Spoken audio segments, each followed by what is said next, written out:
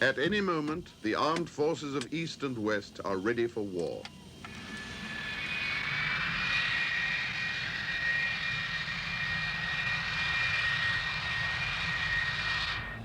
Transmission mode rotary switch. Cable.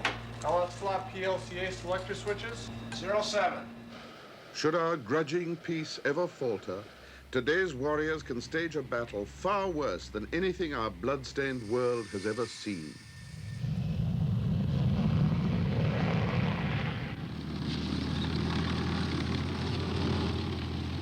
After all, it takes less than a minute to launch the missiles that could bring our civilization to a catastrophic end.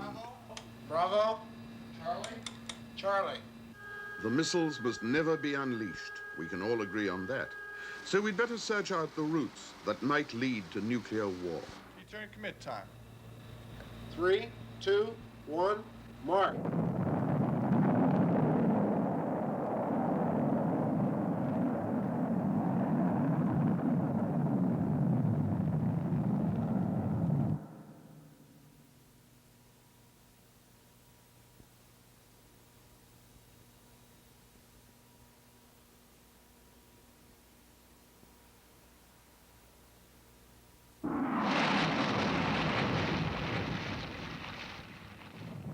The long-range missiles of the opposing sides can dispatch nuclear warheads to 10,000 different targets.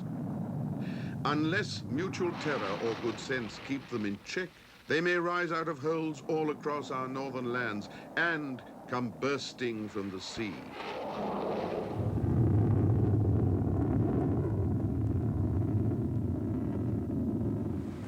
And where would these missiles go? Well, the obvious targets are where people are, in cities. So the city dwellers have become the hostages of the threat and counter-threat of nuclear war. And our nuclear nightmares begin with the destruction of lively and lovely cities like Paris, an emblem of civilization itself, and heaven knows where the nightmares end. A single nuclear bomb, easily spared from out of the huge arsenal of these things, could lay the whole of central Paris to waste in an explosion much greater than that of Nagasaki or Hiroshima.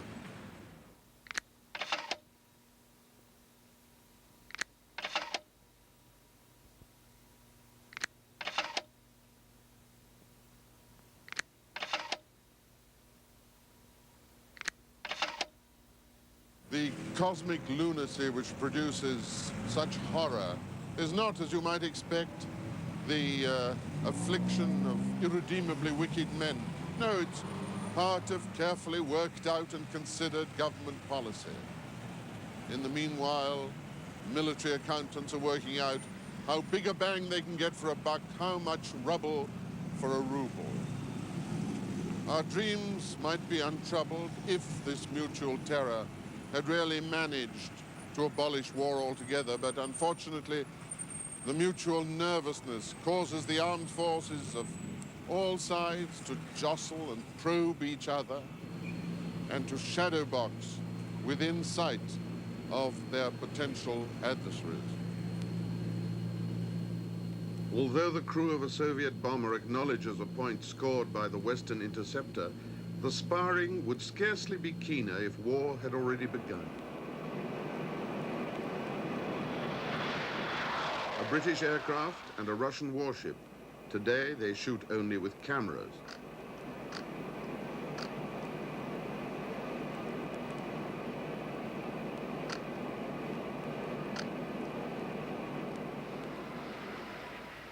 While the Western submarine hunters play catch as catch can, for the Soviet boats, it's follow the leader.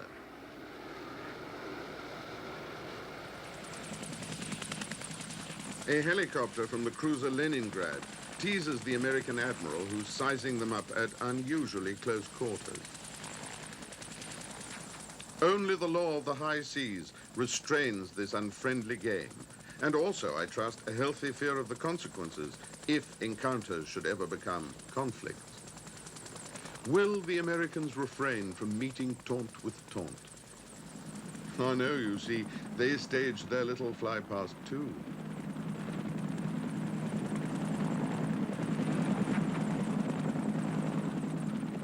And it's in the same forceful spirit that a United States helicopter patrols the border of East Germany, the frontline ally of the Soviet Union. The white posts mark the end of the Western world, and the Army pilot has been specially coached to fly within a few feet of them.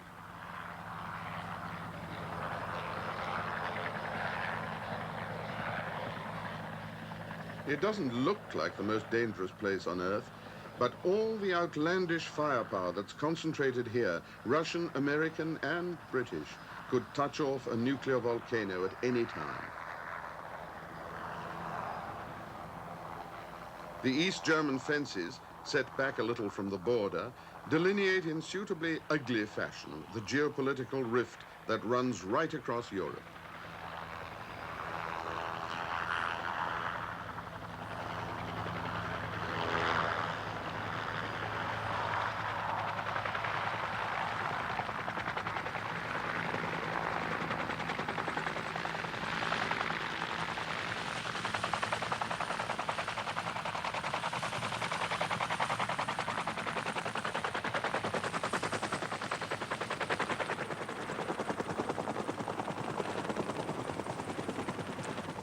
If I negligently dropped my keys over here, I couldn't just run down and pick them up because they will have fallen into the other side of the world, into East Germany. I might as well throw them into the ocean.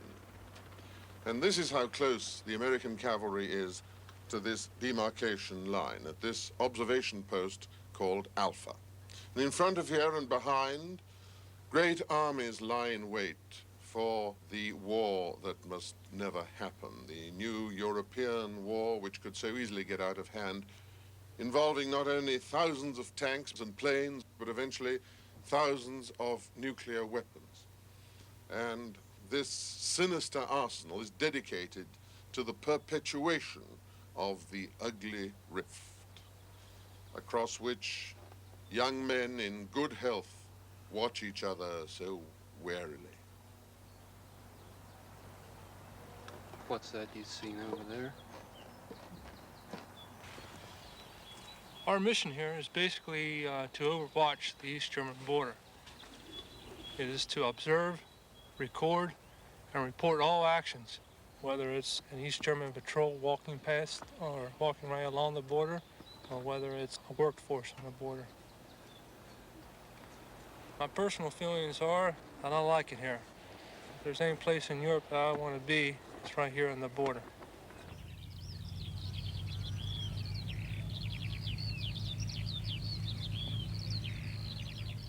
Europe has a grim reputation for turning its pleasant hills into battlefields. If that ever happens again, these troops will take the first shock. It's been all quiet on the Central Front for most of the past 30 years. But all along the rift, the West Germans, the British, and other troops of the North Atlantic Alliance, NATO, face powerful opponents from the Soviet Union and Eastern Europe.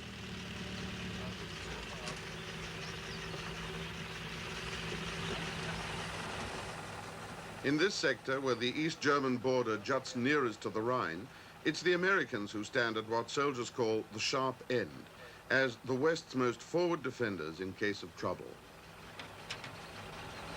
It's kind of strange looking out there and have them looking back at you, wondering what they're thinking and what they're doing and everything. But they've got a job just like we do.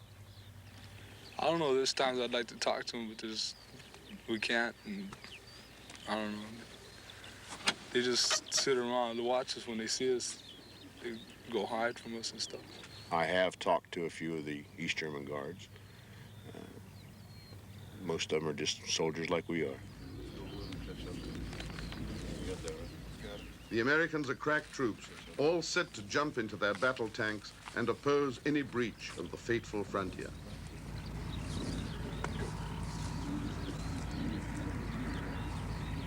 We're always ready for a surprise attack. I have a unit that's always positioned on the border. It's always manned that can respond within less than 15 minutes. And all they have to do is call back here, and the rest of us will respond very quickly.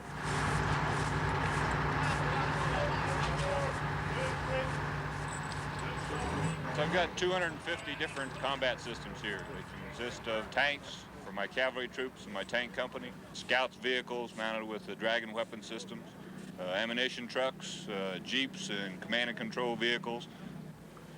We pack one heck of a big punch, much larger punch than any other unit in the United States Army.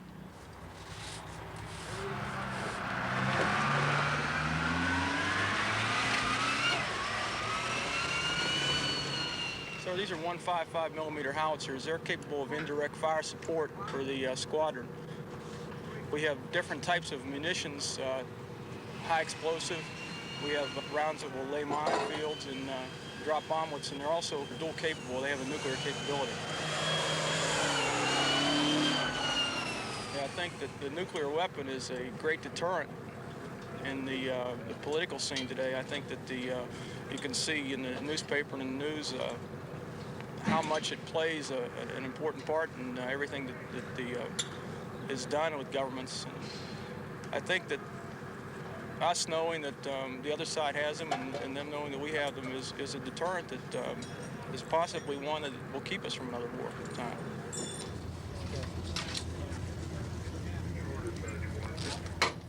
Apart from the guns that can fire nuclear shells, bombs of much greater power can be delivered out of the sky. Supersonic strike aircraft stationed in England, for instance, are fully prepared for that dismal task. The crew can take their nuclear weapons to destinations anywhere in Europe, on the battlefield or far beyond it.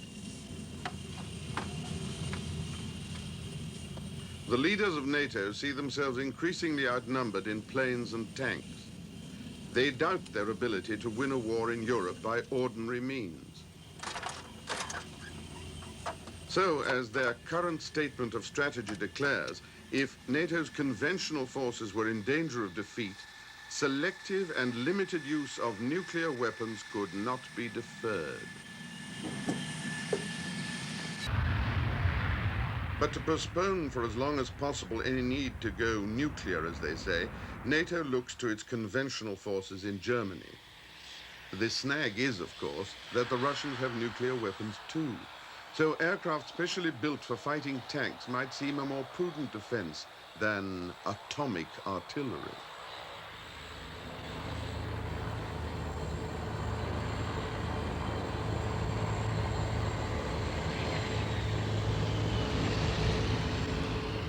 The fighting men who profit from technology are liable to perish by it too. Even non-nuclear weapons are now so powerful that any war in Europe would be a competition in slaughter, swift and terrible to contemplate. Who'd want to meet a helicopter gunship leaping up before him?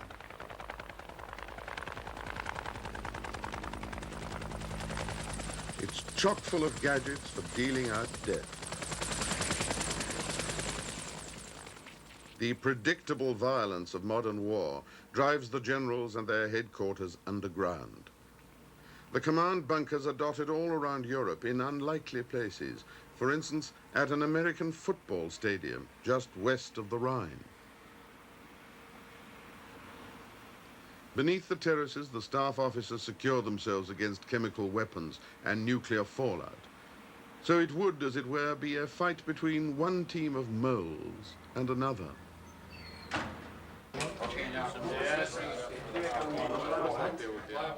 They're sending off strike aircraft to help the ground troops.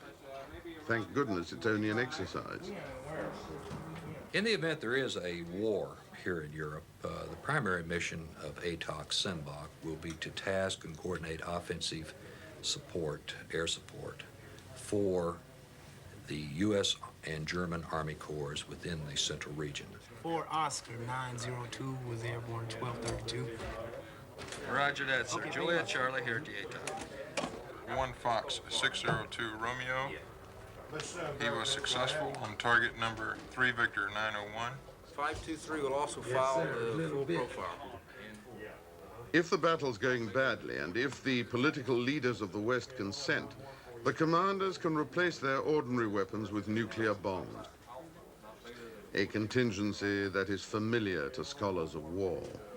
A nuclear war could arise in the first place from a Soviet attack on Western Europe. And indeed, NATO defenses quite deliberately have this nuclear risk built in as part of the deterrent. It is made clear to the Soviet Union that we cannot defend ourselves for very long without initiating the use of nuclear weapons, initially, hopefully on a small and local scale, but with every possibility that this would escalate to ultimately a major nuclear exchange in which the territory of the Soviet Union itself should be at risk. Well, this is quite deliberate. It is part of the deterrent posture. If NATO fires any nuclear weapon, however small, then the Russians are almost certain to respond with nuclear weapons, because their nuclear weapons, by and large, are rather vulnerable and therefore have to be used very early on in a nuclear or even conventional war. And therefore, the risk of escalation is enormous, I would say inevitable, and the escalation will be very rapid. And this would certainly lead to the total destruction of both sides. The build-up in the eastern side of Europe is a serious one, both in the purely conventional field and in the nuclear field. Perhaps one of the most serious aspects of it is that it doesn't seem to stop, in spite of the fact that you've had in the last decade a very tangible improvement of political relations. The Soviet military effort has not been affected by it.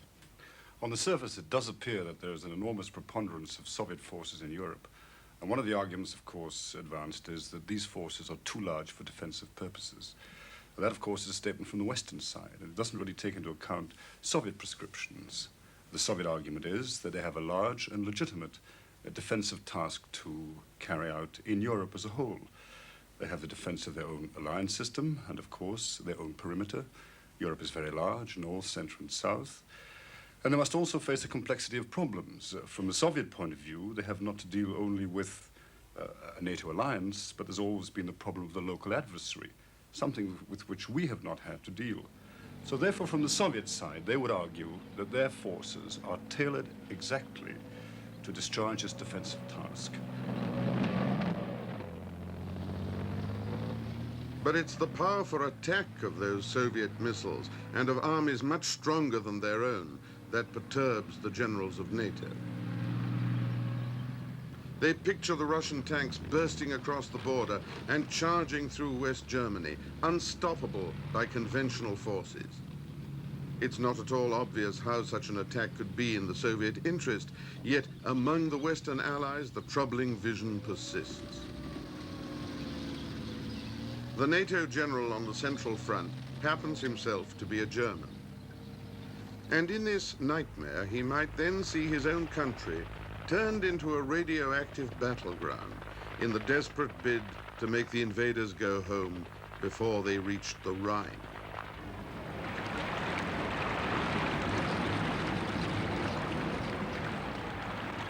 Just let the unwholesome brew of tanks and bombs work on your imagination, and you may feel it closing in. The first of our nuclear nightmares. To me, one possible sequence of events seems all too clear. They had to try and stop the advance somehow. You understand that, I hope. This is the last of the coffee, I'm afraid. Who would have thought that the fallout would keep us down here for so long? Now, there's something that I want you to believe. Nobody actually intended your families to die like that, or your school friends, for that matter. The German general in question, well, he was, put yourself in his shoes, if you will, for a moment. He was always opposed to the use of nuclear weapons. In fact, he said, do you want me to be tried like a war criminal, like others were before me? But on the first day, Soviet armor had advanced 40 miles into West Germany. On the second day, 80 miles. And it was then that the American Supreme Commander told the German general, we are going to stop this war with nuclear weapons. Your Chancellor and my President are in full agreement about this. So it's come to this, said the German general. Well, at least, thank God, it won't be my decision. Oh, but it will, my friend. We want you to select the targets. Oh, there must be some other way. If I could swing the Netherland Corps round onto the flank. But the subordinates were getting impatient, although the British general was stiff-lipped. There's quite a lot of blood flowing up here, although we've managed to nudge his armor into a nuclear fire zone quite effectively. Put in a good word for us. There's a good chap. Nuclear fire zone, including villages, farms, people, civilians. The American commander was adamant. We are going to accomplish 8 nuclear strikes on armored spearheads of your choice, and we are going to send 8 missions in the rear in Czechoslovakia and East Germany. You see, the Americans calculated that they could smash the Soviet armor at the same time saving New York and Chicago. Not Cologne and Munich, unfortunately. You remember the postcard I showed you of Cologne Cathedral? It's a very beautiful one it was. A German corps commander, almost surrounded, added his voice to the rest. Mein General, warum wollen Sie mich im Stich lassen? Why am I being abandoned like von Paulus in Stalingrad?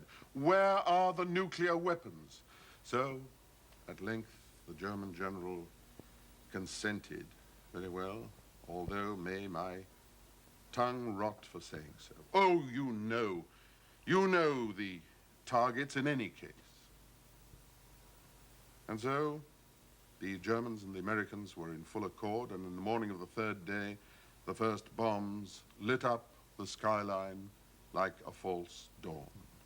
Although, as the German general had said all along, why on earth would the Russians back down when they're winning?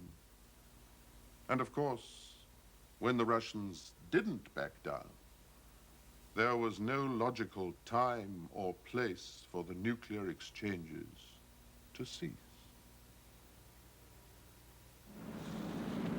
Would there be any European cities exempt from devastation? Well, some nations believe that the possession of a nuclear force of their own makes them safer, and that the hostage cities could in some sense hit back. The French, for instance, hope that the possession of such a nuclear force exempts Paris, makes it immune from the nuclear epidemic. But have things changed so much since the Élysée Palace here was occupied by Louis XV's mistress, Madame de Pompadour, whose contemporary Voltaire wrote so scathingly about the heroic butchery of war? Well, I wonder what Voltaire might have thought of the President of the French Republic, who now lives in the Élysée, controlling from his basement enough nuclear power to carry destruction thousands of miles away. In the most elegant of headquarters, he has enough power at his beck and call to make the War of the Austrian Succession seem like an outing, like a picnic.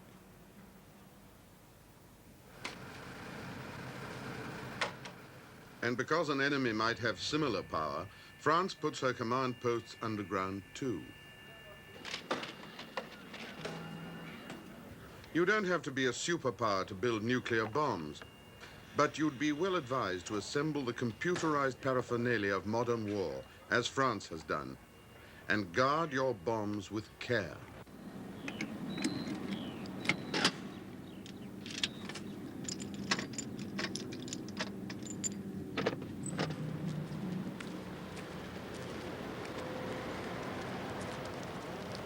A nuclear weapon, author of nightmares, and, so the French hope, a discouragement to potential enemies.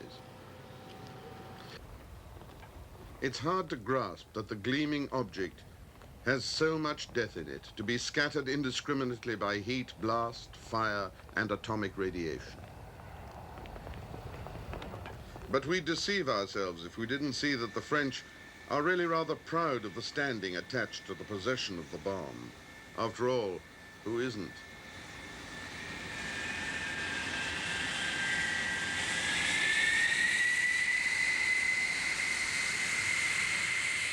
Their supersonic bombers represent only one of the methods that the French employ for fighting or threatening to fight a nuclear war. They have ballistic missiles too, entirely homemade, here going by road under plain cover to a base in the south of the country.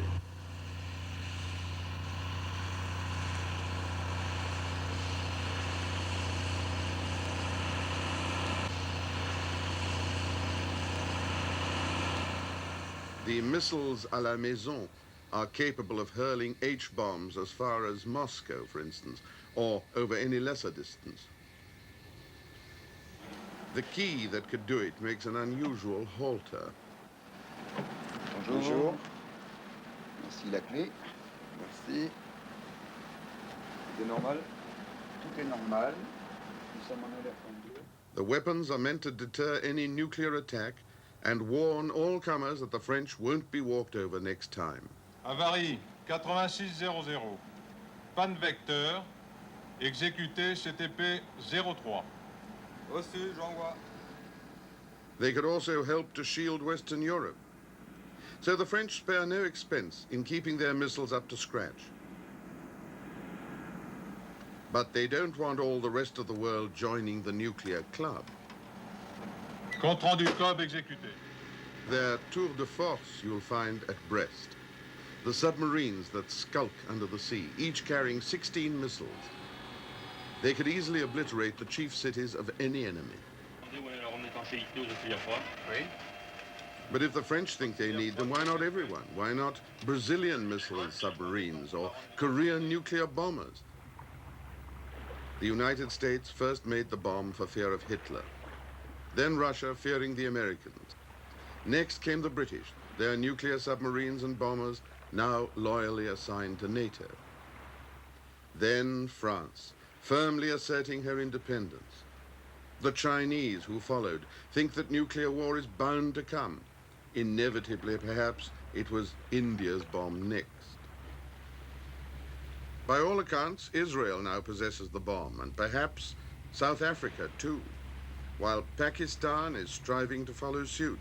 So the bomb is proliferating through the hotter regions of the world, despite all the efforts of the diplomats to prevent it. Will the 7 or 8 who have it so far soon be 18 and then 80?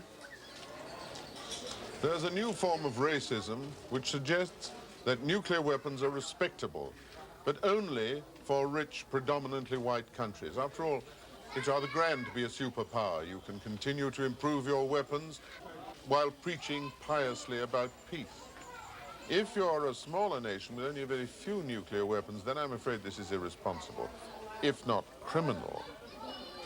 Well, whether there is or not any wisdom at all in this hypocrisy, proliferation would seem to point a second way towards a Holocaust, this time through the less affluent parts of the world.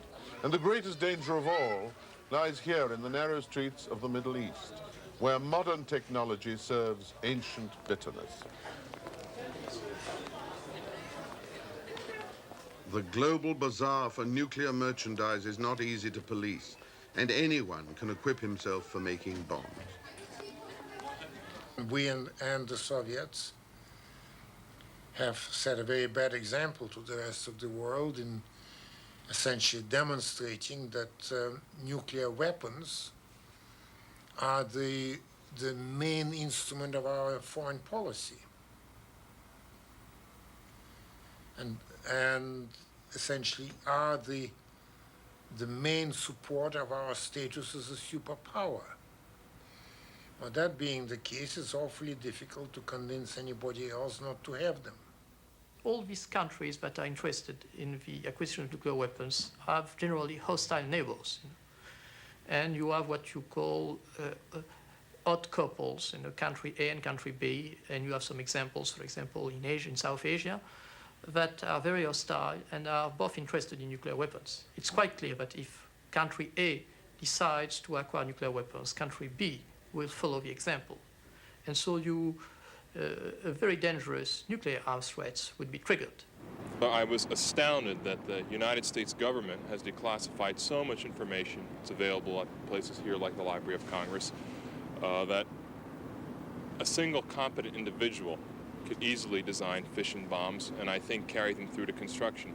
There's no doubt in my mind that a small group of motivated, organized people, even perhaps people not very highly technically trained, such as terrorists, could conceive and bring to fruition a nuclear weapons construction project.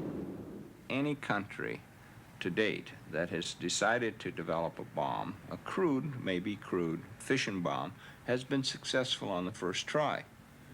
So looking in the future, I don't expect to see countries actually detonate their first weapon. I think that they will know whether or not they are in a position to have a weapon. Clearly, the collected wisdom of the world is that Israel has a bomb, but they've never tested it. And I think that's what you're going to see in the future.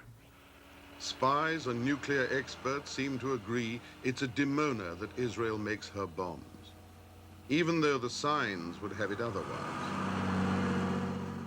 The plant itself has been kept from prying eyes for years. But won't Israel's nuclear effort simply spur her enemies along the same road? The holy city of Christians, Jews, and Muslims, the order is strictly alphabetical, it has been the focal point for conflict for thousands of years. Jerusalem is at this time in Israeli hands, but you can look north towards the Soviet Union with its Muslim minorities and affiliations, east towards a patchwork of Muslim states, patient yet unforgiving, south towards Mecca, the power of religion and of oil, and west towards America, Israel's powerful friend. It is hard to see how an eventual nuclear anarchy can be avoided in this area. Already in very few years, several states could have bombs of their own, to say nothing of certain minority groups. Even with a bomb smaller than that of Hiroshima, maddened men could be responsible for hundreds and thousands of deaths, a tragedy which would be attributable to man's folly, or here, to the wrath of God. I don't suppose we'll ever really know who blew up Jerusalem. Oh, nowadays it seems as long ago as the fall of Babylon, doesn't it? At the time, it perplexed and alarmed the Israeli Prime Minister and horrified him, as it did everyone else. Oh, I wish people wouldn't cut up newspapers. You know, they're relics for students of history, even for amateurs like myself, who are trying to imagine how this war began. Oh, talking about amateurs, the Israeli Secret Service was very active at the time that the amateurs first got hold of the bomb. Just after those first two hideous explosions, bungled explosions at Belfast and at Lisbon, the Israelis, where is it? It's here, oh yes. An Israeli government spokesman said, "We warned the British and Portuguese authorities that nuclear weapons were now circulating among unofficial groups." Well, Israel's own problems were about to start on that Sunday, or no, it must have been the Monday, when two El Al airliners were shot down by missiles and Ben Gurion Airport was subsequently closed. The Secretary of State remonstrated. The Soviets are supplying Middle Eastern countries with surface-to-air missiles of unnecessary sophistication. And the Israelis immediately plunged into the Lebanon for the umpteenth time. But now to report catastrophic losses to their Prime Minister and the fact that they had lost control of the air. "There will be a time for mourning later," said the Israeli Prime Minister to the Knesset. He didn't know how much mourning. For on the Wednesday, a small nuclear device blew up the ancient walled city of Jerusalem with its predominantly Arabic population and all its holy places. While the news of this act of folly was still reverberating around the world, it could be supposed that the Israeli Prime Minister was saying, "How do we retaliate? Who do I hit? But his advisors were as baffled as he. The next day, on television, the Palestinian leader, in tears, said, "Why should we destroy our national home, the place that we have cherished and suffered for so long? We are not mad." But of course, there were those that did claim responsibility for this hideous act. Various groups, the Lisbon Red Heroes, Dark December, others too numerous and too psychotic to mention. The American and the Soviet fleets converged on the coast while their governments remained in contact, attempting to, as they said, defuse the Middle East. The Israeli Prime Minister protested. The superpowers are trying to take even our tragedies out of our hands. And what's this you tell me about Saudi Arabian bombers on Amman airfield? I want an Entebbe-like raid. I want you to seize all the nuclear devices they have. But the commandos were blown out of the air. The Prime Minister saw the net closing. What? The Libyans have agreed to give nuclear bombs to the Lebanese? The Pakistanis have already done so to the Syrians? Trembling for his cities, the Israeli Prime Minister authorized nuclear strikes against Amman, Damascus, yes, and Beirut, he cried. And so, on the eve of Sabbath, in that subcontinent of prophets, cataclysms began to rival the book of Revelations. And since the superpowers were unable to disentangle themselves, the madness eventually engulfed us all. The Americans and the Russians are at pains to avoid war by mishap. And for this, they employ military intelligence, high-speed communication, and very complicated systems of what they call command and control. Any loss of control would automatically entail a third route into a nuclear war. These controls are, of course, very highly guarded secrets. But what is fairly obvious is that the systems themselves would come under immediate attack in the event of hostilities. And here, Fylingdale's Moor in the north of England would probably be hit in the first few minutes. Why? Because it has become one of the nostrils of the American High Command, endlessly sniffing the air for signs of danger. And inside those round objects are radars which warn of the approach of ballistic missiles. Meanwhile, high above the Earth, there are satellites looking out for the first glow of rocket engines. And it's in the frozen north that the other early warning outposts stand. That's because the missile flight paths between the superpowers would mainly pass this way. The giant radars never rest, in Greenland or here in Alaska.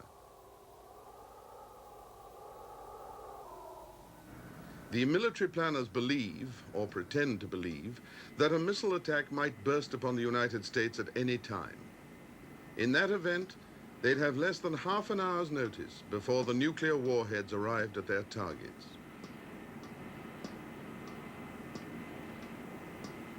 So the news from the big radars goes straight to Colorado and the chief defenders of a continent, who man their headquarters at Cheyenne Mountain day and night. The North American Air Defense Command, usually known as NORAD.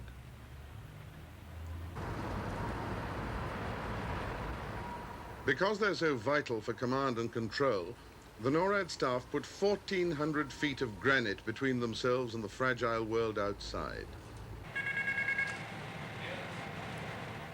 And NORAD's computers would announce any massive attack, where it's coming from, and what's more to the point, where the missiles can be expected to fall.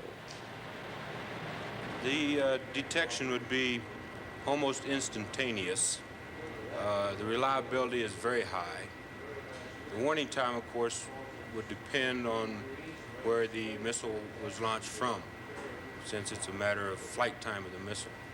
And same way with the submarine, the warning time then would depend on where the submarine was when he launched. Attacks upon the sensors could make us blind and deaf. But we have overlapping and redundant systems, and to knock them all out would be a sizable effort, and to do so would be considered an act of war. Even in peacetime, the radar outposts have plenty to do, reporting to NORAD on all the satellites that circle the Earth. Most of them have warlike functions, and some could make mischief. The Watchers see the superpowers using spacecraft more and more for military command and control. They rely on them for spying, for early warning, for their worldwide communications. They're tempting targets indeed. And from time to time, NORAD spots anti-satellite devices under test. 10382, the current LSAT is 485. Every medium that man has entered before, he has found ultimately some way to conduct warfare in it. Now, whether or not there's going to be warfare in space, I think, is more a matter for mankind to decide. For those of us still stranded on this planet, the chain of command comes to its bitter end with the missile crews. On the windy plains of North Dakota, they never know that the president's order won't come today to fire their missiles in anger. But how can anyone make certain that they'll never shoot without authority, and yet never fail to shoot if their nation requires it? When the crews change their shifts, the brother officers are cool and punctilious. You ready to brief our status? Okay. LCB status is normal. Very good. Communication status. The radios are all operational. Okay. Launch switches. Okay. Check the launch switch. First over here. Launch switch. The new commander won't take charge of the missiles until he's given the control capsule a thorough inspection. There must be no funny business down here with a world at stake. It's good. Okay. You checked the keys already? Yeah. Okay. You want to check our locks and make sure they're on?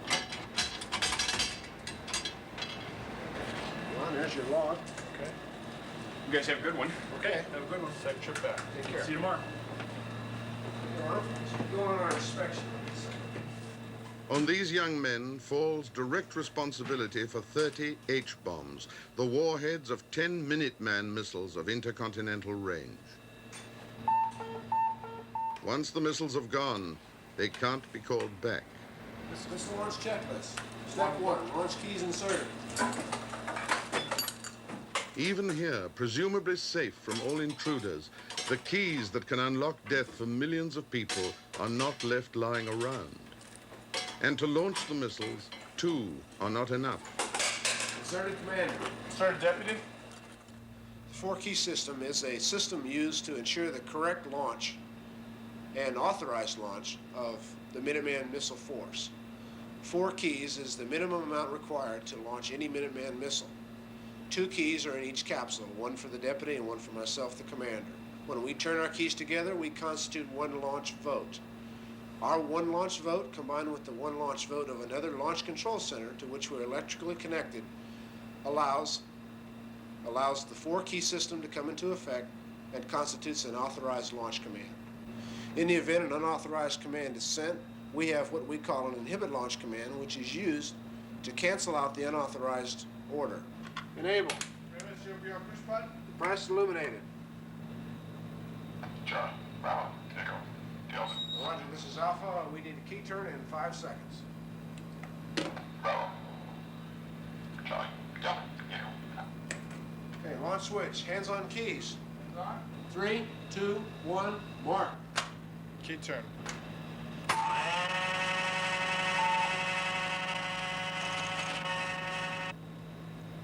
I have 1 gone. 2 is missile away. In order to become a missileer, you have to be very carefully screened. Any person who exhibits unstable behavior, such as a heavy drinking problem or develops a serious marital problem or something more personal, he would be removed from duty. Only the most mentally fit and prepared people are permitted to pull missile alert duty and SAC bomber duty. The missiles and bombers of SAC, Strategic Air Command, are controlled from an underground command post here at Omaha, Nebraska. Launching the missiles usually requires proper orders relayed from the highest in the land, but the SAC command post may not be buried deep enough to escape destruction. Indeed, attacks on key headquarters might leave the superpower like a beheaded dragon, unable to strike back. An unusual aircraft tries to avoid that outcome.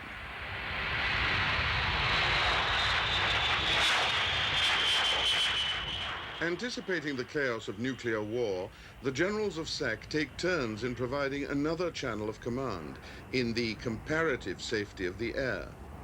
It has a code name, Looking Glass. This airborne command post, which has been flying, or an airplane similar to this, for the past 17 years, offers our Commander-in-Chief and the National Command Authorities a method to maintain connectivity or communications with all the organizations that we're responsible for within the Strategic Air Command. We will never be caught unawares. We'll always be able to maintain communications between the National Command Authorities and the Strategic Air Command forces. Aboard several of our airplanes, including this particular airplane, we have the ability to launch the Minuteman missiles if in fact circumstances on the ground would prevent them from being launched under execution orders from the National Command Authorities.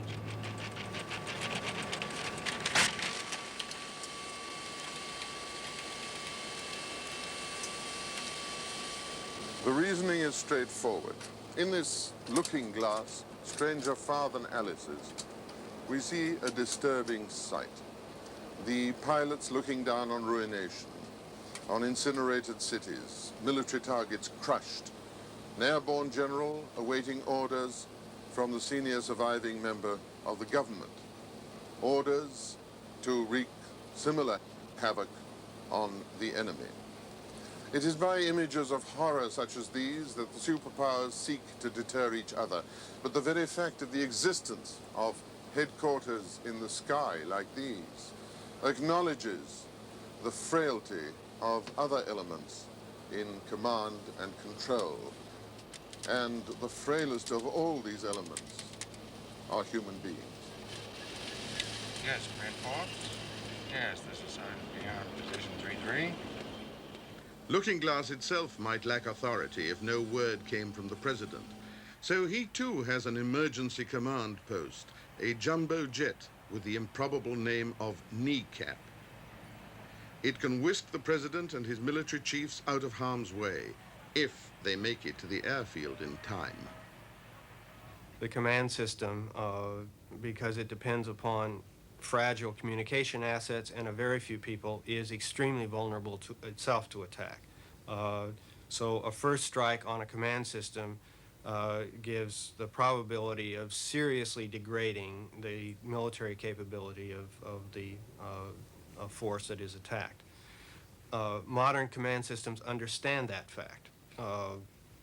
Given all this, in the midst of a crisis in which military commanders believe that a war can no longer be avoided because the preparations have gone too far, there would be extreme pressures to go the full way and to get in, if not the first attack, certainly to establish basic military plans and bring their forces right up to the actual brink of war. The same knotty issues of command and control beset the Soviet Union's strategic rocket force. Anyone who might find himself at the receiving end of a Russian missile would naturally hope their precautions against any unauthorized launch are at least as strict as the Americans. But Soviet missile officers, like their American counterparts, know that in a nuclear war, their systems of command and control would be targets of the highest priority.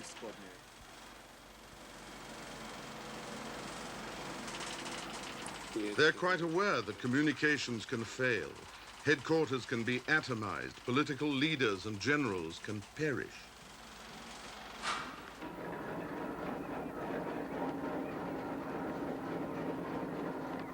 Soviet anxieties mirror those of the United States. The need to avoid being caught unawares in a surprise attack, to be sure of getting the big missiles away before the chain of command snaps. But how do they arrange these matters on the other side of the balance of terror? I don't know if there is a difference in vulnerability between the United States and the Soviet Union, but there certainly is a difference in their style of operation with respect to command and control. The difference has to do with the basic nature of these two societies. The United States is a highly decentralized society, and so are its military forces. A great deal of dependence upon the initiative of low-level commanders under actual operations of military forces.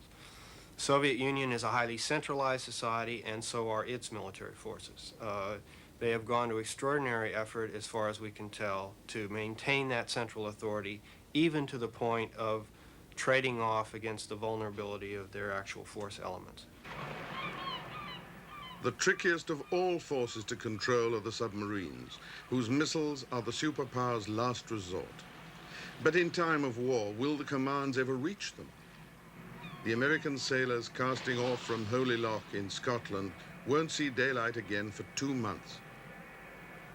And communicating with submarines underwater is difficult enough in peacetime.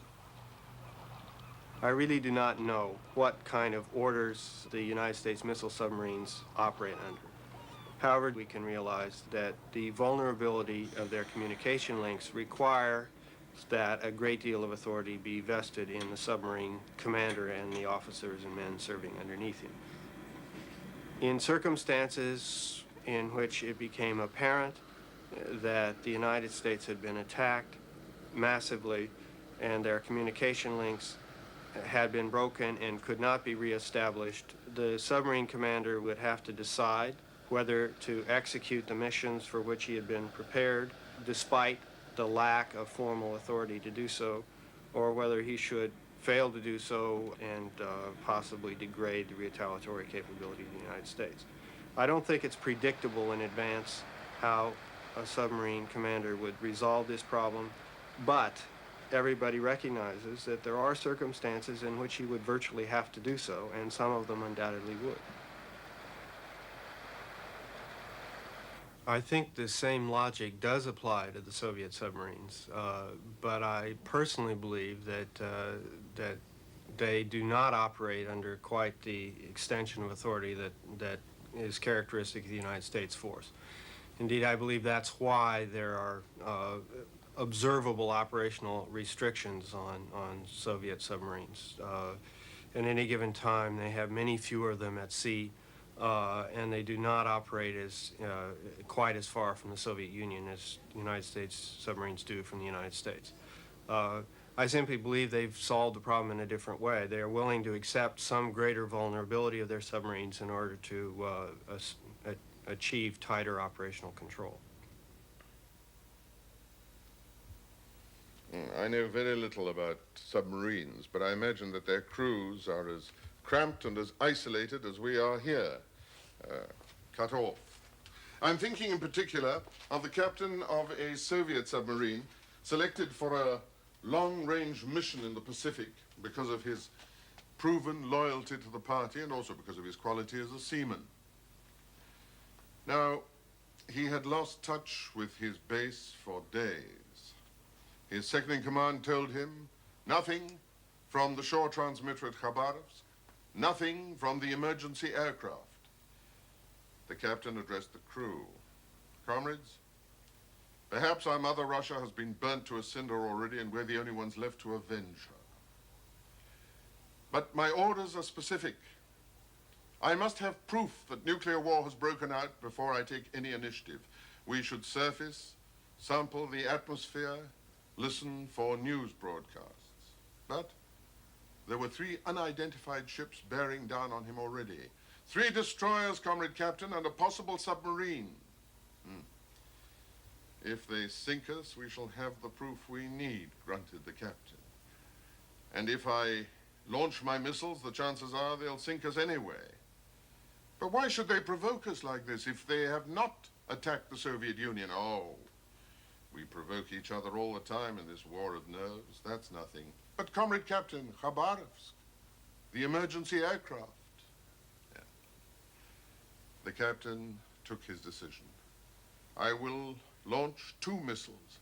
In this way, if it's a terrible mistake, the party chairman can always say to the American president, that stupid captain, we've punished him. We apologize about Denver and San Diego.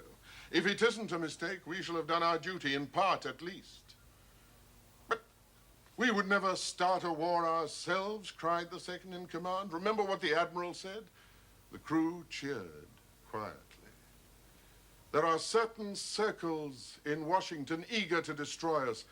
Are 2 missiles sufficient? 2 missiles, said the captain. Proceed.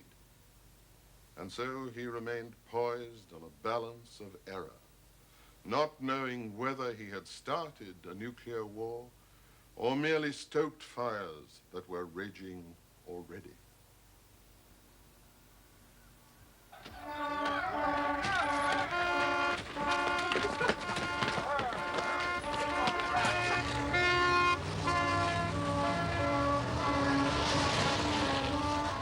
When bomber crews scramble, it certainly sounds like the end of the world. Memories of the Japanese surprise attack on Pearl Harbor nearly 40 years ago still haunt American strategies. So they always keep 100 aircraft on alert, laden with nuclear weapons. Otherwise, a sudden strike by missiles might annihilate the entire bomber force on the ground. So if the warning comes, the crews scurry into the air. An attack of that sort would be yet another way for a nuclear war to start. One superpower or the other coming to believe it can or must strike first. The aim being to cripple the other's nuclear forces, embodied in bombers, missiles, and submarines. Any of them, sooner or later, could well be vulnerable to attack.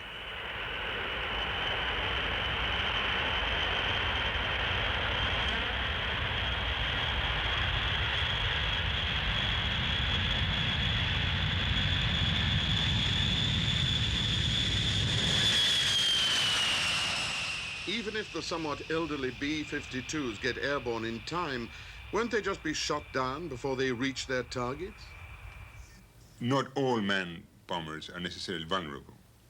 They have become increasingly vulnerable as time goes on because, for example, the Soviet Union has developed an anti-aircraft system that essentially layers the air above the ground and addresses each layer with a different weapon. Therefore, they sort of have covered the entire range in which a bomber could fly with a different kind of weapon, and that seems to be reasonably lethal. On the other hand, the bomber has ways to confuse the radars, for example, of the anti-aircraft system, and thereby be able to penetrate with less danger and threat than one would normally expect.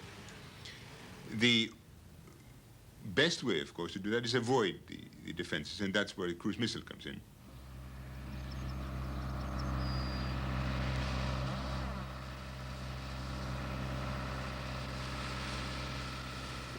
The cruise missile can be launched from a bomber and travel very near the ground, where it will probably hide in the clutter, in the noise that the ground generates in a radar.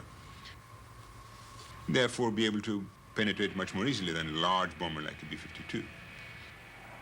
Then the bomber does not have to approach the dangerous areas that are defended, and therefore its survivability is increased.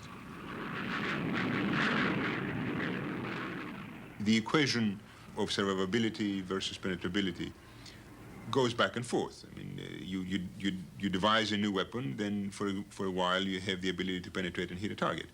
The other fellow who is interested in defending the target eventually defines a countermeasure to that. Then, of course, you come around and you define a new weapon that takes care of that countermeasure. And it is this measure-countermeasure situation that you're really encountering in military operations, in bombing or in anything like that. So it is perhaps misleading to say that the bomber is inexorably vulnerable and will be eliminated from the face of the earth. The superpowers wouldn't trust their destinies to just one method of hitting each other. That's why, scattered across the countryside, the intercontinental missiles stand in their buried launchers. The Americans have 1,000. But would they survive in a nuclear battle? Would the airborne commander in his looking-glass aircraft have anything left to launch? Once through the looking glass, we find the garden of intercontinental ballistic missiles. And if the order should come from Strategic Air Command or from the looking glass aircraft, then the massive lid on which I'm standing would be thrown aside and a Minuteman missile would come roaring out. This is a silo in the military rather than in the agricultural sense.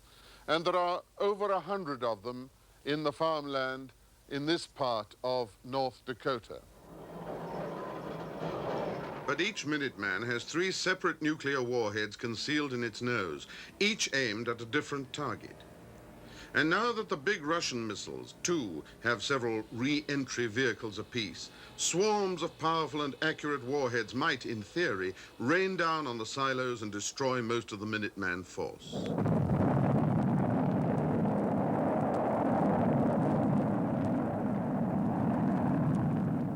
If the duel of missile against missile becomes plausible, the side that shoots first might gravely weaken the other, unless, of course, the victim hurriedly launches his own missiles before they're hit. Missiles are being tested now from test sites into the Pacific Ocean or the Atlantic Ocean. And the same thing is the case in the Soviet Union. Neither country, I believe, have tested missiles from operational silos with operational crews over the trajectory they're going to follow in time of war. Therefore, we don't really know what's going to happen. If you try to launch 1,000 missiles over half an hour and send them all cross-targeted against 1,000 silos, this kind of extremely complex process that obviously, like all technical and technological processes, will have bugs in it, has never been tested, has never been rehearsed even. Therefore, it seems to me to say with any degree of certainty that indeed the missile is going to perform as we expected is simply not true. I certainly believe the Soviet Union has taken advantage of Minuteman vulnerability in the past through the development of their large, heavy SS-18 missiles. I certainly think they will take advantage of it in the future. As a matter of fact, I think it's their #1 goal to be able to launch first strikes wiping out 90% of our Minuteman III force. I don't think they'll do it dramatically or cause any great public concern, but over a period of time through the mid-1980s, they will take advantage of our Minuteman III vulnerability. The Soviet Union may, within 2 or 3 years, have enough accurate reentry vehicles technically to destroy 90% of the Minuteman silos. That doesn't mean that they can destroy the missiles. They could be launched before they were destroyed. It doesn't mean that the Soviet Union would do what they are technically capable of doing. They would use more missiles, more reentry vehicles than they would destroy. They would still have to face the submarine-launched ballistic missiles and the air-launched cruise missiles. It makes no sense for the Soviet Union to destroy only a small component of the U.S. strategic force. One of the first things the president has to decide when he's elected and takes that oath of office, what will he do if he is told, with no question, no lack of confirmation, that there is a 500,000 missile attack on our Minuteman field. He shouldn't have to say, gee, I never thought of that, let's form a committee. I think as soon as he takes office, he better make up his mind what he's going to do. If he's done that, then he's either going to launch or he's not going to launch. If he's not going to launch, then clearly the missiles are at risk. If he decides that he will launch before the adversary's missiles arrive, then they're no longer at risk. And I would think that if he has made such a decision and it's understood, that is part of the overall deterrence. If the worst came to the worst, what would actually happen? Well, this question exercises well-informed experts and well-informed computers, both here in Washington and elsewhere. And they fight imaginary wars and try to assess how many people would be killed and what damage would be done on both sides. And these activities are called war games. Any number can play. The outcome is always disastrous, with tens or hundreds of millions of dead. Yet nowadays the war games of the superpowers often commence with one team making a hopeful strike at the other's nuclear forces. The simple idea of avoiding a nuclear war by deterrence is being eroded by notions on fighting and winning quickly without suffering unduly in the process. A question of a judicious selection of targets. If our enemy is really the Soviet state and its leaders, murdering Soviet children is not, to my mind, where our strategy ought to be. Also, I think it's militarily and politically foolish, but it's not the kind of promise of damage that the Soviets should find most deterring. The kind of damage they would find most deterring is loss of their military power, loss of their ability to control their country politically.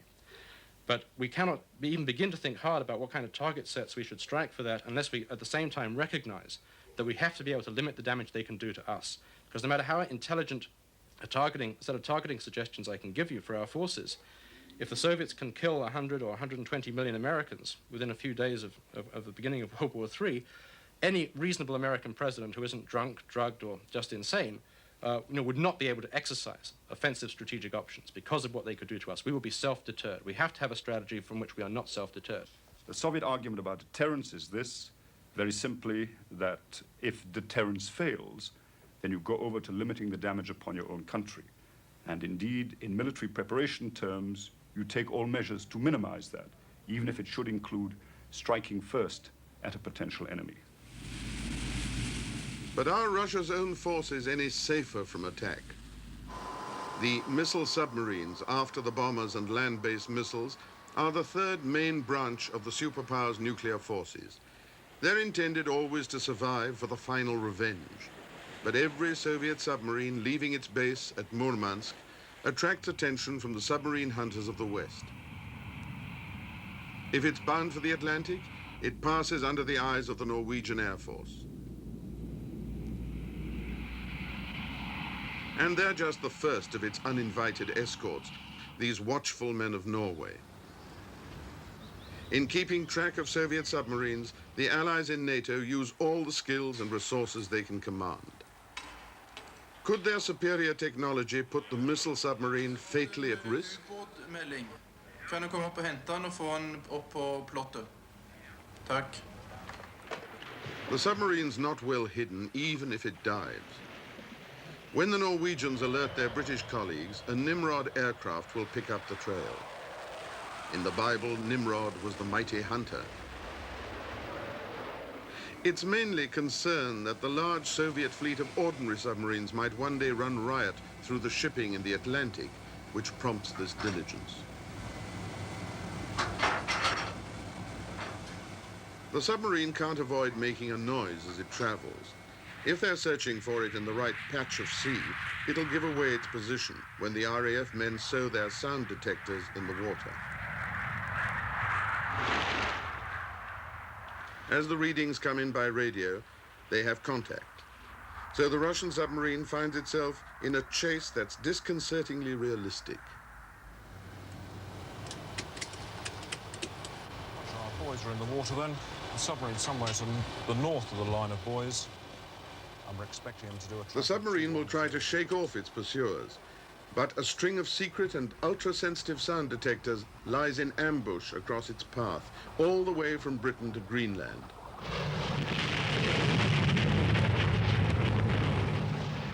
Thereafter, it engages the interest of the United States Navy with their clever airborne instruments. They track it relentlessly. This is what passes for peace in our time.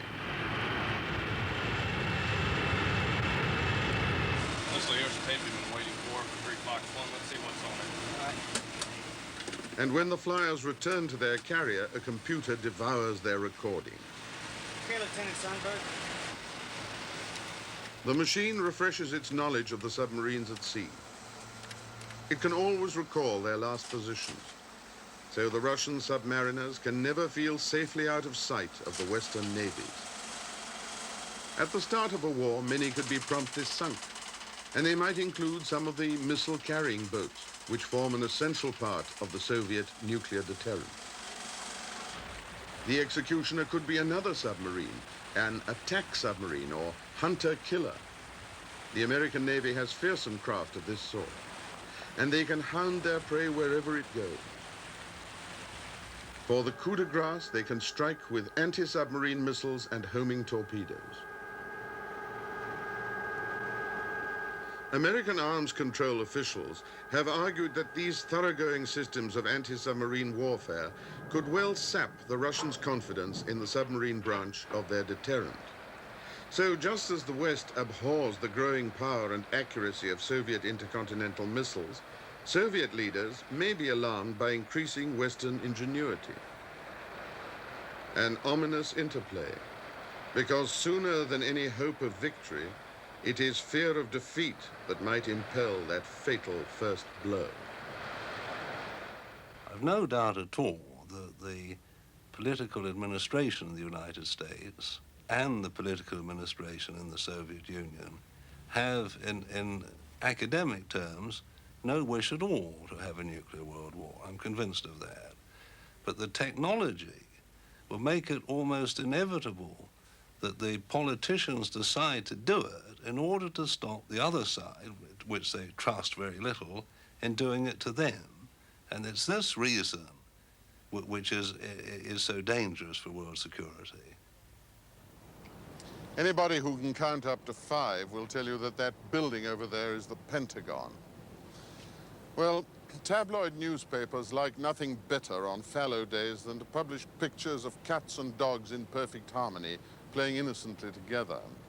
It seems to prove that instinctive antagonisms can be countered with a little patience. Superpowers also have instinctive antagonisms by virtue of their size, their influence, their power. And they adopt aggressive postures before any calmer counsel can prevail. Well, how can harmony be brought to superpowers? First of all, it's essential for them to understand each other's point of view. You are seeing the world there from the point of view of the West. I, over here, from my surrounded position, see it from the point of view of the Soviet Union. And I seem to sense from here, from being surrounded, I seem to sense your aggressions, I seem to sense your paranoia even, and your fear. Why? Because of your troops and listening stations in Alaska, throughout the Arctic Circle, down Europe, across Turkey, Iran, where a hole was driven into the hedge only the other day with characteristic outcry, Afghanistan, where the hole was punctured in the other direction, China with its offer to the United States to compensate for the lost listening posts in Iran, and back to Alaska again. And there is nothing in history to reassure me from here. After all, they remember only too well that in 1917, feeble expeditionary forces from the United States, Britain, and France landed in order to attempt to thwart the 1917 revolution. They did nothing, in point of fact, but give the Red Army its first battle honors and its first experience against foreign troops.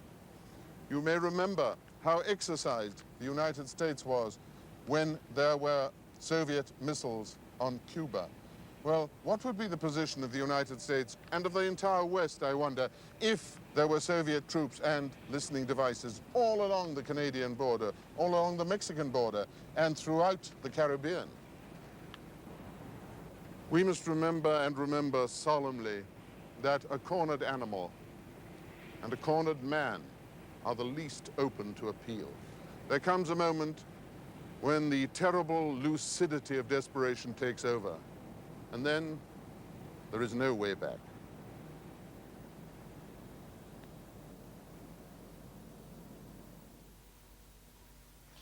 Of course, the historians, or whatever historians there are left, will always find it extremely difficult to decide whether it was on the pecan pie or the blueberry tart that the American president so nearly choked himself when he first got the news of the missile attack.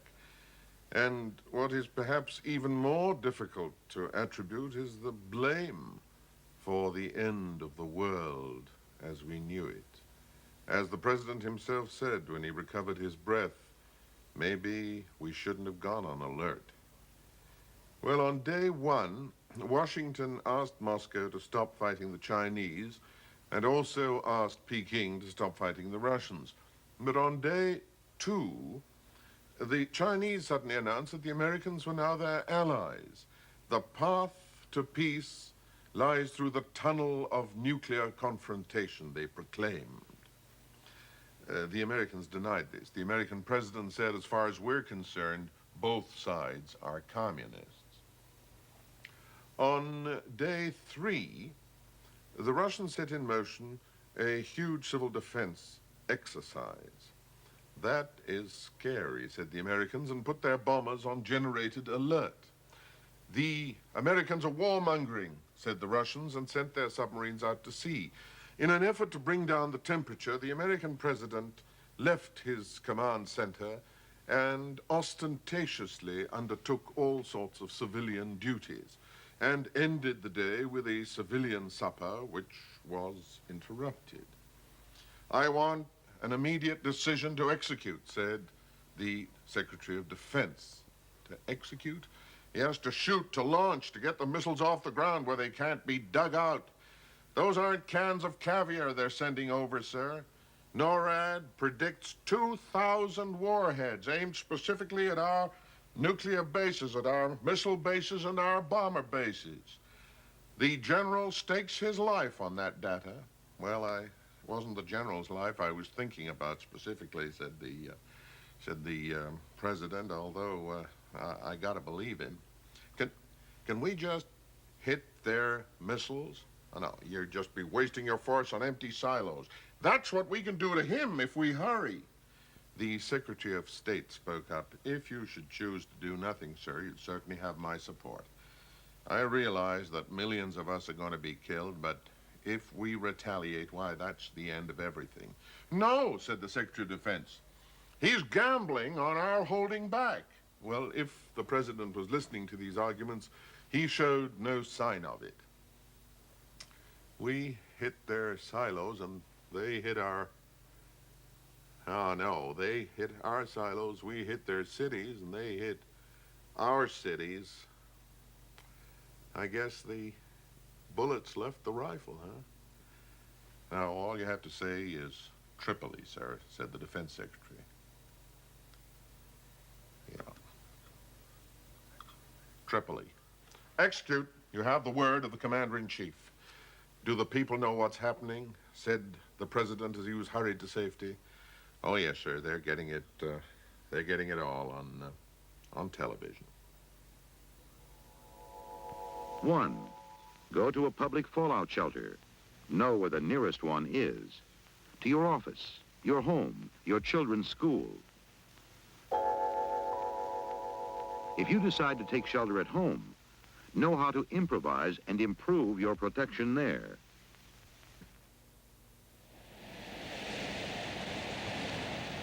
Everybody wants to avoid the big war. Of course they do. But how? For as long as anyone can remember, Switzerland here has been the main talking shop for peace and disarmament. And here in Geneva, at the Palace of the Nations, the negotiators now talk of nuclear submarines and napalm, where they once talked of battleships and bayonets. And in their embassies, in their villas, in their hotels, the negotiators struggle through glaciers of talk and mountain ranges of paper with exemplary patience. What drives them on? It is the hope that among all this, there may be the magic words, the magic few pages which will save millions of lives. I wish I could report that our Swiss hosts have the greatest confidence in these negotiations, but they are, by nature, a cautious people. And they have hedged their bets in quite an expensive way. Like the Chinese, who've covered their land with a rabbit warren of protective tunnels, the Swiss are resolved that they will survive any nuclear holocaust which happens to drift this way. Switzerland, owing to her special status, is hardly likely to be the object of direct attack from any quarter. But whereas bombs may recognize neutrality, fallout has no such scruples.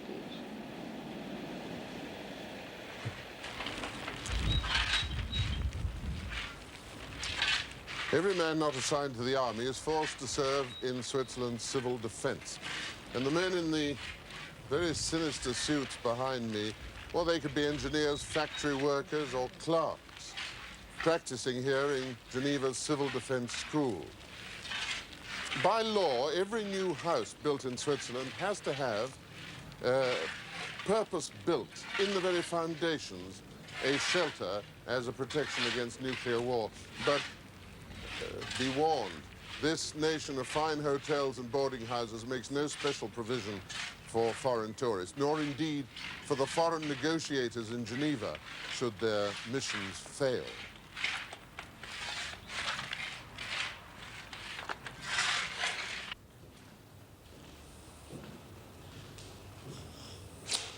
The local government has a larger and stronger shelter from which it would continue to administer the canton in the event of fallout drifting across from France, Germany, or Italy, or a few misguided missiles actually falling on Swiss soil.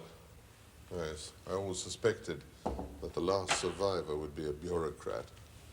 But actually, the Swiss are more active and more determined in civil defense than any of the countries engaged in the nuclear confrontation, whose populations are asked to trust the nuclear strategy of their governments, enshrined, of course, in the principle of deterrence.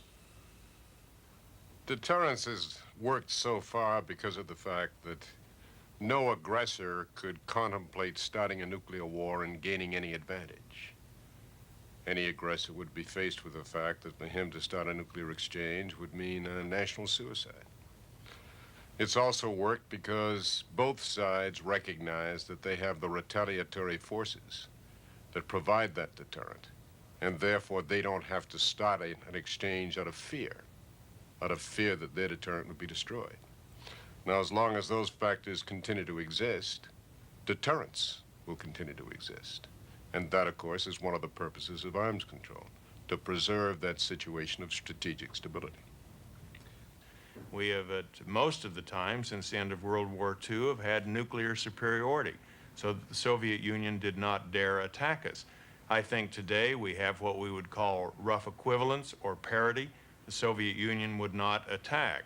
But if we allow them through treaties or through our own decisions of cutting back our forces unilaterally to achieve nuclear superiority, then deterrence will break down and there is the possibility of an attack by the Soviet Union. In the next 5 years, I think it's possible to state almost statistically that the risk of nuclear war is quite considerable, precisely because of the imbalance in forces and the different perceptions of both sides. If we can get through to the 1990s, then I think the danger would recede. I believe that the incentive for all nuclear weapon states, in particular the two major powers, to find a way of regulating their competition in the nuclear field, that incentive remains very powerful. I would expect that in the messy world of the future, with possibly other nuclear weapon states around, that incentive will grow even further. And so the two major countries responsible for the maintenance of deterrence will, I think, find it almost inevitable that they should sit down, they should try in dialogue and in agreements to regulate this relationship. Perhaps every 5 or 10 years it should be required that all world leaders attend a multi-megaton blast in the atmosphere.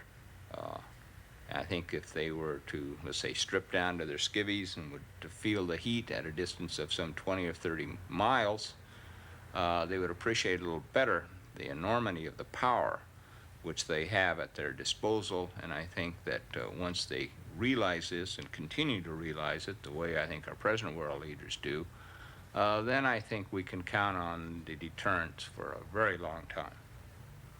People talk about disarming, destroying nuclear weapons. I think that is not the way to do it. I think there will be too much suspicion that the other guy will hide some missiles, hide some bombs, and thereby acquire supremacy of some kind when you disarm. So my belief is, let's stop the technological arms race. Let's not make any new weapons. Let's leave what we have alone and gradually even stop proof testing it. So those missiles will rot or corrode or whatever will you have it in their silos, and the submarines will become less and less safe to dive under the sea. And that kind of a obsolescence will make it less and less tempting to use or even to threaten to use these arsenals in time of political crisis. May the missiles then pass uneventfully from decrepit silos in distant fields to decent exposure in famous museums. And here in future times, the visitor will perhaps pause to wonder at our unromantic age, when great nations spoke plainly to one another only in the language of mutual extermination. But it's for the sake of those new generations that I trust we'll allow no other fears ever to surpass our fear of nuclear war, and think no effort of mind and heart too troublesome or too risky if the alternative is that our nuclear nightmares come to pass.